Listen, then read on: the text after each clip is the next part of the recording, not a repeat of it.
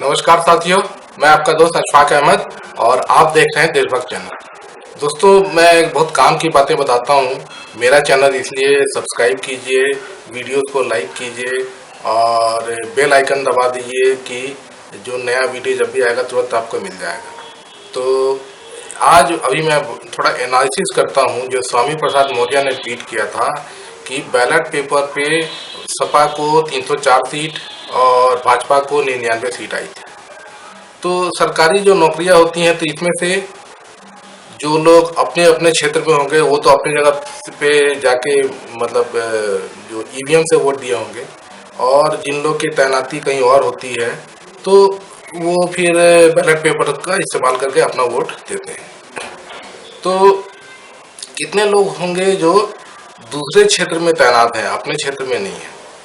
तो मोटा मोटी पकड़ लीजिए 50% या 25% या जितने भी है, लेकिन ऑन एवरेज ये पकड़ लीजिए कि जितने लोग सरकारी नौकरियों में हैं और उसमें से जो भी 10% लोग या जितने भी लोग जो कहीं और तैनात हैं, तो वो करीब करीब सेम ही आंकड़ा आएगा कि जो मतलब कि सरकारी नौकरियों में 49-49% जो है रिजर्वेशन होता है। उसमें से अभी जो नया आया है उसमें 10% जो है तो वो जो पिछड़े हुए अगड़े जातियों के लिए है। तो मतलब कि ये हो गया कि 39% पिछड़ी जातियाँ, दलित और पिछड़े जाति। और दलित जो है यूपी में 22% है, तो रिजर्वेशन भी उनका उतना ही रहेगा। तो मतलब कि जो पिछड़े हैं तो वो बाकी बचे हुए हैं। तो ये मोटा मोटी हिसाब है, ठीक है। अब ये लोग किसको किसको वोट देते हैं, तो ये इस पे सोचने वाली बात है, कौन सी जाति किसको वोट देती है।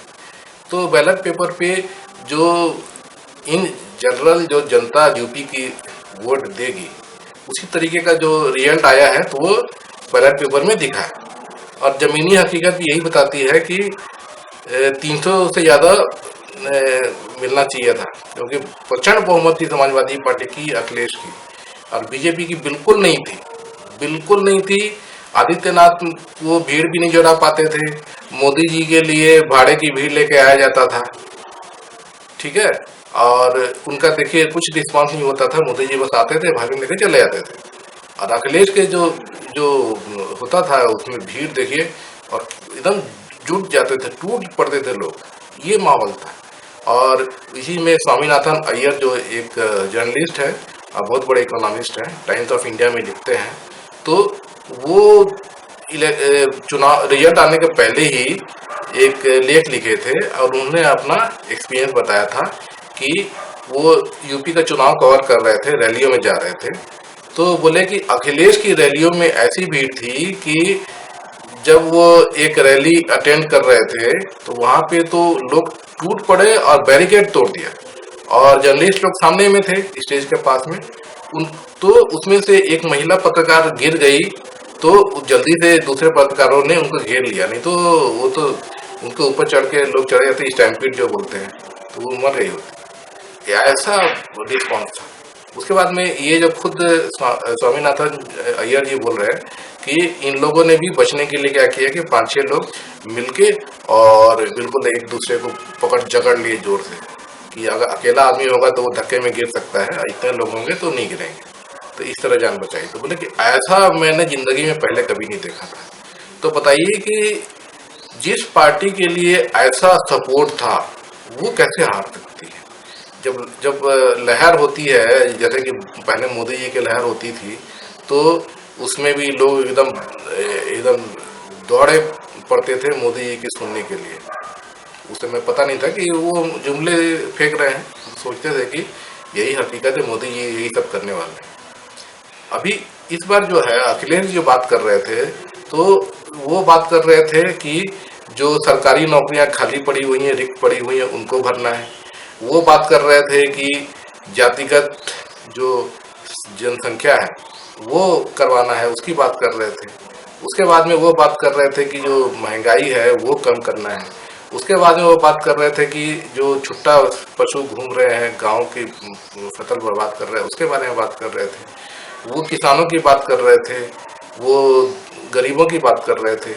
तो ये सब चीज़ें जो है कि यो मतलब लोगों को आकर्षित कर रही थी। और वो दूसरी तरफ देख लीजिए कि मोदी और योगी जी क्या कर रहे थे। योगी जी तो अपना बस बुलडोजर की बात करते थे, बुलडोजर लेके भी आ जाते थे रैलियों में, और कुछ तो लोग उनको मतलब कि क्या सुनेंगे। बस अब दूसरा 5 किलो राशन, बस दो ही चीज़। अब बाकी जो है विपक्ष ऐसा है, विपक्ष वैसा है, ये ऐसा करता है, इनकी गर्मी उतार दूंगा, शिमला बना दूंगा, इस तरह के बात करते थे। तो उसमें लोगों के काम की कोई बात नहीं होती थी। ठीक है, तो क्यों कोई सुनेगा या उसको वोट देगा। वोट उसी को ना देगा जो काम की बात कर रहा है। मोदी जी क्या कर रहे थे, तो परिवारवाद, तो ये ये जो जितने घोटालेबाज और हम लोग कर्मवादी हैं, तो फिर उसके बाद में वो नमक की बात की है। और सिर्फ 2 बार जो है वो काम की बात की है मोदी जी, पूरे जितना यूपी चुनाव में हुआ। एक बात की है वो जब छुट्टा सांड की बात की है, क्योंकि बहुत बड़ा प्रॉब्लम है स्पेशली जो पूर्वी यूपी है, वहाँ पे एक बार वो बात की है कि गोबर से वो जो आवारा पशुओं के गोबर से लोगों की आमदनी हो जाएगी और गांव चमक जाएंगे। है वो ऐसे काम करेंगे अगले चुनाव के लिए, अभी के लिए नहीं। 5 साल प्रॉब्लम क्रिएट हो गया तब नहीं, अब अगले चुनाव की बात कर रहे थे। और दूसरा वो बोले कि आपने नहीं, मैंने आपका नमक खाया है। मोदी जी ने जनता का नमक खाया है। तो मोदी जी ये भी तो बता दीजिए कि नमक हरामी किसने किया है। और उसके बाद में ये मोदी जी और कोई बात नहीं की है शुरू में। वो जब बड़े बड़े जो सरकारी योजनाएं हैं उसका शिलान्यास करने जाते थे, तो वहाँ पे मतलब सरकारी काम है तो सरकार के लोग रहेंगे, ठीक है, सरकारी तरीके से होना चाहिए। भाजपा का तो नहीं है ना, भाजपा ने अपने पैसे से तो ये सब किया नहीं है, जनता के पैसे से बना है। मोदी जी उसको रैली में भाजपा की रैली बना दी है सब जगह। तो इस तरह का सब काम हुआ है। तो फ्री में वो इतनी बड़ी बड़ी रैलियां हो गई थी, और उसके अलावा और कुछ नहीं किया, और कुछ हुआ भी नहीं है। 5 सालों में जनता त्रस्त है। तो जो जमीनी हकीकत ये थी, तो चुनाव के नतीजे इसी तरह के आने चाहिए थे। 300 से ज़्यादा तो समाजवादी पार्टी को सीट मिलनी चाहिए थी, वो सब लोग मानते थे। तो फिर ये कैसे समाजवादी पार्टी हार गई, है ना, सवाल उठता है। तो ईवीएम पे सवाल उठता है। तो बैलेट पेपर पे देख लीजिए, तो बैलेट पेपर पे तो 304 सीट आई है समाजवादी पार्टी की, और ईवीएम में हार गए। तो ये मसला है। तो इसमें एनालिसिस जो है मेरा, तो आप इसको देख लीजिए कि बैलेट ईवीएम की जगह बैलेट पेपर पूरा का पूरा इस्तेमाल हुआ होता तो क्या होता।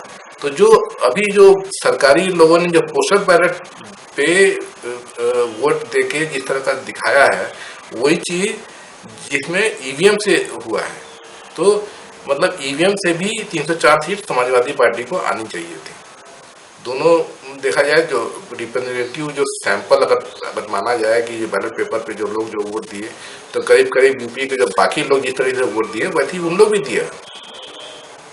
तो वही रिजल्ट जो है ईवीएम में भी आना चाहिए था। इसका साफ मतलब है कि ईवीएम में गड़बड़ी हुई है, ईवीएम बदली की गई है। अब वो जो साहब बोल रहे थे चुनाव वाले कि समाजवादी पार्टी तो ऐसा जीत रही है, लेकिन ईवीएम तो हमारे हाथ में है, और ईवीएम भाजपा के लिए बदली किया गया है बड़े स्केल पे। और वो समझ में भी आता है, क्योंकि भाजपा जो जीती है तो हॉट सीटों पे हार गई है, जो बड़े बड़े इनके नेता थे सब हार गए। अब वहाँ पे क्योंकि लोगों का नजर रहता है, तो वहाँ पे ईवीएम बदली करना मुश्किल होगा। लेकिन जो दूर दराज के इलाके थे, वहाँ पे कोई जानता नहीं था। भाजपा के जो लोग जीते हैं कोई नहीं जानता था, वो सब छोटे भैया लोग थे, अब वो जीत गए। तो मतलब कि दूर दराज इलाकों में ईवीएम बदली की गई है, यही समझ में आता है। तो ये जो बैलेट पेपर वाला जो बता रहा है ना, तो एक्चुअली ऐसा ही रिजल्ट आना चाहिए था, कोई और दूसरा रिजल्ट नहीं आना चाहिए था। करीब करीब उसी तरह का वोट पड़ा है ईवीएम में भी और बैलेट पेपर में भी। और ईवीएम में बदली कर दिया गया कि जिस ईवीएम में वोट दिया गया उसको बदल के दूसरा ईवीएम रख दिया गया जिसमें बीजेपी के वोट ज़्यादा दिखा रहे हों, और इस तरह से भाजपा जीत गई।